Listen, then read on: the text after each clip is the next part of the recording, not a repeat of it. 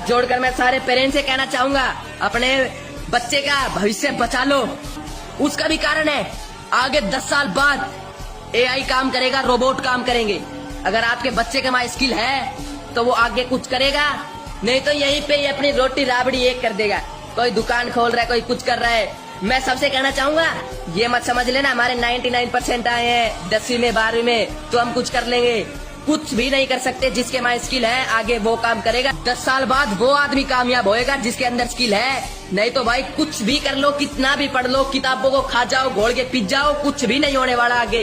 10 साल बाद एआई काम करेगा, रोबोट काम करेंगे बड़ी बड़ी कंपनी में। अभी सही लगना शुरू हो गए हैं। 10 साल बाद टोटली जिसके अंदर स्किल है वो काम करेगा, नहीं तो रोबोट काम करेंगे। आजकल का एजुकेशन सिस्टम बिल्कुल खराब हो चुका है। जापान में स्किल सिखाई जा रही है, अब स्किल सिखाई जा रही है।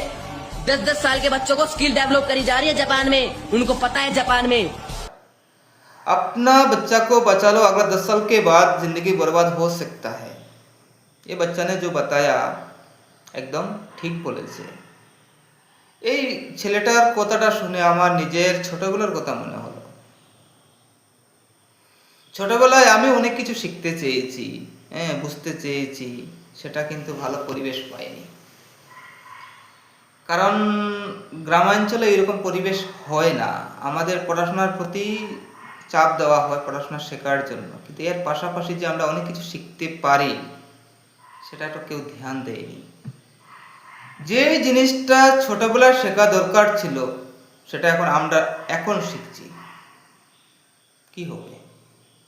কারণ একটা গাছ আপনি যখন লাগাচ্ছেন সেই গাছটা কিন্তু একদিনে ফল ধরে না, দীর্ঘ 10 বছর 15 বছর অপেক্ষা করতে হয়। তো মানুষের জীবনেও একটা যে ফল ধরাবেন এটার সময় ওয়েট করতে হয়। দেখবেন অনেক ছোট ছোট ছেলেমেয়েরা ছোট থেকে কিছু শিখছে। পড়াশোনা যে দরকার নেই সেটা বলছি না, পড়াশোনা দরকার আছে, কিন্তু যদি আমরা ছোটবেলা থেকে বাচ্চাকে কোনো কোয়ালিটি, তার মধ্যে কোনো স্কিল ডেভেলপমেন্ট করি, এটা থেকেই সে জীবনটাকে গড়তে পারবে। তার নতুন পরিচয় হবে, সে সোসাইটিতে বাঁচতে পারবে, তার কমিউনিকেশন বাড়বে, তার আলাদা একটা পেহচান হবে। আর যদি সেই পড়াশোনার মধ্যেই রেখে দেই তাহলে কি হবে? ওই তার যখন 20 বছর 25 বছর 30 বছর হবে সে নিজেই ফ্রাস্ট্রেশন হয়ে যাবে। আমাকে কাজ খুঁজতে হবে, কাজ, আমি জব চাই, সরকারি জব বা গভর্নমেন্ট জব যেটাই হোক, আমার টাকা দরকার। কারণ ওগুলোর উপর সে ডিপেন্ড হয়ে যায়, সে নিজের থেকে কিছু করবে সেটা তার ক্যাপাসিটি থাকে না। কি করবে? আর আমাদের ছেলে মানুষের তো এটাই, একটু বয়স বাড়ার সাথে সাথেই আমাদের কিন্তু ওই চাকরি বলেন, ব্যবসা বাণিজ্য বলেন, টাকার চিন্তা করতেই হয়। কিন্তু সেই প্রতিভার একটা গুরুত্ব রয়েছে। আমরা ছোট থেকেই অনেক কিছু করার স্বপ্ন ছিল, সেটা কিন্তু ওই পরিবেশ পাইনি, গাইডলাইন পাইনি। যেটা আগে শেখা দরকার ছিল এখন শিখছি। দেখবেন একটা জিনিস শেখার যে সময় একদিনে শেখা যায় না, 10 বছর 15 বছর লেগে যায়, তিলে তিলে বড় হয়। একটা গাছের মতো, একটা গাছ লাগান, একদিনে বড় হচ্ছে না, আস্তে আস্তে বড় হচ্ছে। তো মানুষের জীবনের এই যে প্রতিভা সেটা একদিনে জাগে না। যে যে পরিবারে দেখবেন ছোট ছোট ছেলেকে কেউ ফ্লুট শেখাচ্ছে, কেউ তবলা শেখাচ্ছে, কাউকে গান শেখানো হচ্ছে, কাউকে নাচ শেখানো হচ্ছে, কাউকে বিভিন্ন রকমের অঙ্কন বলেন, বিভিন্ন রকমের গবেষণা বলেন, নানান কিছু শেখার কোনো শেষ নেই। বাচ্চার মধ্যে আপনি এটা বুঝতে হবে যে সে কি শিখতে চায়, তার দিকে একটু ঝোঁকাবেন। তা না করে কি করছি, তার মনোরঞ্জনটাকে বেশি প্রাধান্য দিচ্ছি। দেখ দেখ মোবাইলে দেখ, কত ভালো একটা ভিডিও আসছে, গেম আসছে, দেখ, কান্নাকাটি করছে, ছটফট করছে, এদিক সেদিক করতে থাকে, একটা মোবাইল ধরে নিলাম, দেখ, কার্টুন দেখতে থাক। সেও মজা পেয়ে গেল, দেখতে থাকলো, দেখতে দেখতে এমন হয়ে গেল আর মোবাইলটাই ছাড়ছে না। আগের মতো এখনকার ছেলেমেয়েরা সেই রকম খেলাধুলা করে না, মাঠে খুব কম খেলাধুলা করে, সব ঘরের মধ্যে বন্দী। পড়াশোনা করাও, পড়াশোনা করাও, তার নলেজ হবে, ডিগ্রি হবে, ভবিষ্যতে চাকরি করবে, চাকরি করে জীবনটাকে চালাবে। এটার উপর আমরা ডিপেন্ড করে দিচ্ছি যে চাকরি করে খাবে, হয় সরকারি চাকরি করবে, নতুবা ব্যবসা বাণিজ্য করবে, যে কোনো কিছু। কিন্তু এটা প্রতিভারই তো গুরুত্ব আছে। সেই প্রতিভাটাকে আপনাকে দেখতে হবে যে সে কোনটা পারবে, বেশি না পড়াশোনা করছে সকাল বিকেল, তাকে 1 ঘন্টা সময় তাকে বের করে দেন। সকালে যদি সে 7টার সময় বা 6টার সময় ঘুম থেকে উঠছে, উঠেই তো সে 3 ঘন্টা পড়াশোনা করছে না। তাকে একটা রুটিন বেঁধে দিন যে সকালে থেকে যেন সে কিছু একটা করে, পড়াশোনা করুক, তার পাশে কিছু একটা রাখুন তার সামনে। এর মধ্য দিয়ে তার কি হবে, ওই জিনিসের প্রতি তার আস্তে আস্তে আস্তে আস্তে অ্যাটাচমেন্ট বাড়বে, তার মানসিক উন্নতি হবে, তার মনের যে একটা খোরাক, তার যে ভালো লাগার বিষয়, তার যে চয়েস, সে সেখান থেকেই পাবে। পড়াশোনা করতে করতে তার মধ্যে একটা বোরিং ফিল হয়, আর ভালো লাগছে না পড়তে, আর ভালো লাগছে না, মা বাবার চাপে পড়ে সে পড়াশোনা করে, সেখান থেকে সে বেরোতে পারে না।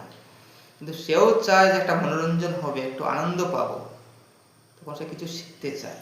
সে যদি ভালো খেলাধুলা করে, তাকে আটকাবেন না। সে যদি কিছু বানাতে পারে, তাকে আটকাবেন না, তাকে এনে দেবেন।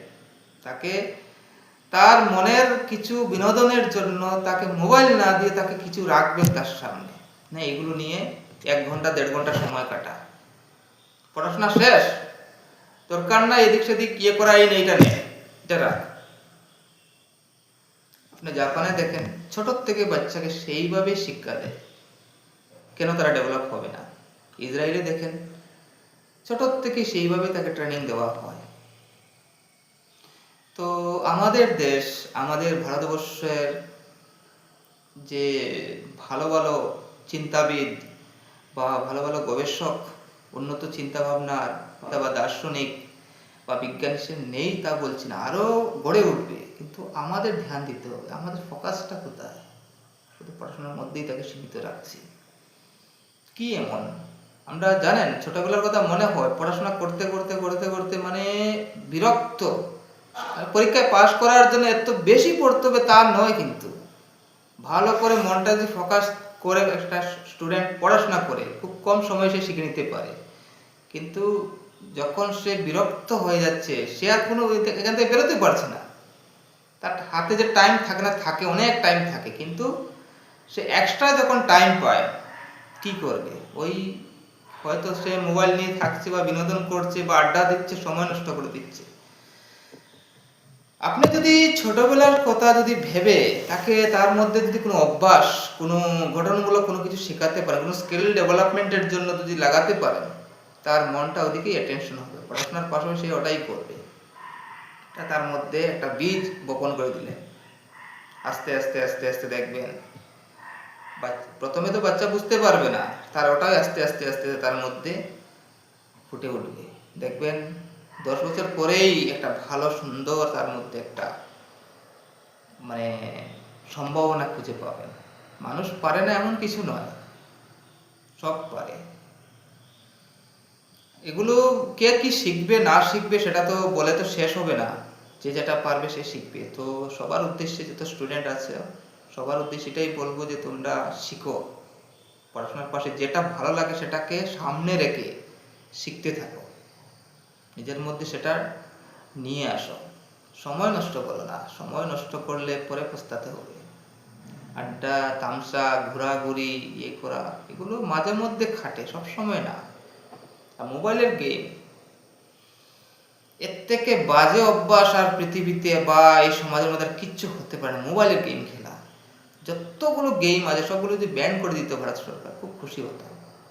এর থেকে বাজে সময় আর কিছুই হতে পারে না, মোবাইলের গেম খেলা। খুব খারাপ এই জিনিসগুলো। মোবাইলের মধ্যে গেম আপলোড করো, খেলতে থাকো খেলতে থাকো খেলতে থাকো খেলতে থাকো, ঘন্টার পর ঘন্টা। এই সময়ের মূল্য যখন তার বয়সটা বাড়বে সে তখন বুঝতে পারবে।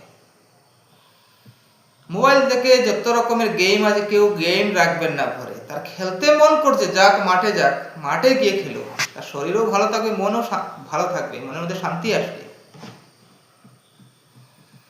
সময়ের একটা গুরুত্ব রয়েছে, তাকে এটা সেইভাবে রুটিন বানিয়ে দেন। সে কি শিখতে যায় তাকে জিজ্ঞাসা করুন, বা যারা স্টুডেন্ট আছে তোমরাও চিন্তা ভাবনা করো যে তোমরা কি হতে চাও, কি শিখতে চাও, সেইভাবে ছোট থেকে সেই চিন্তা করো।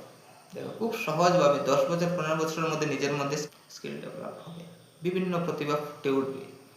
সেটাই যথেষ্ট জীবনটাকে গড়ার জন্য। ঠিক আছে, এখানে শেষ করলাম ভিডিওটা।